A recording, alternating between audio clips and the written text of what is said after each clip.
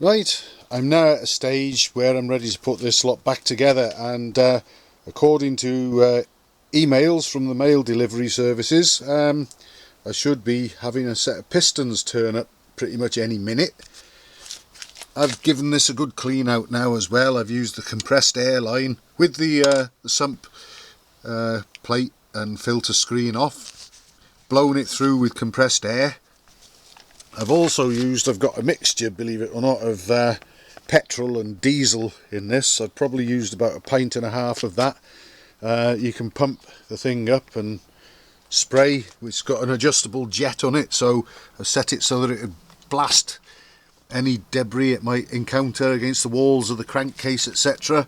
Also turned the engine to various points of its rotation, blasted it with petrol diesel mix, and just basically carried on and on and on until nothing else came out, because I had a little metal tray underneath it, something like this one, to catch anything that came out. And then it was like panning for gold. It was all very sort of small stuff that came out finally after the airline and washing it through with that, until eventually nothing was coming through at all. The crank spins freely.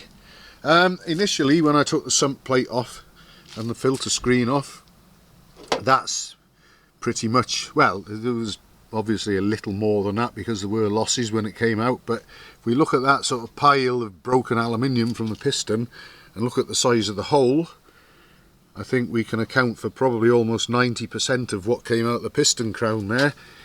And I also found quite a bit between the valves and seats and in the exhaust ports and even in the inlet ports. So I think we can probably speak for 98, 90, 99% of the stuff, I think.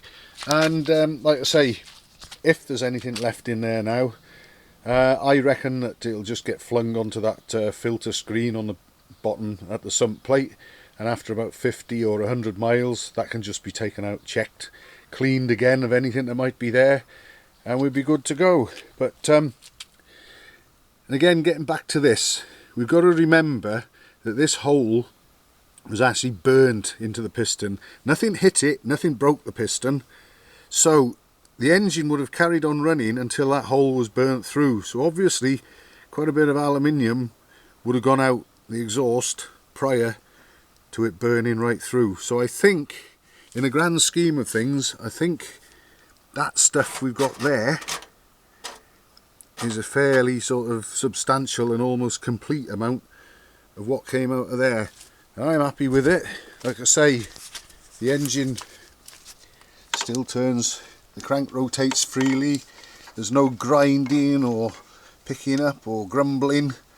So I'm going to chuck some clean engine oil down in there now, and then wait for the pistons to turn up and fit those and fit the cylinder barrels, and we'll have this thing going back together pretty soon, I would think. And I'm pretty happy with the state of affairs in the engine.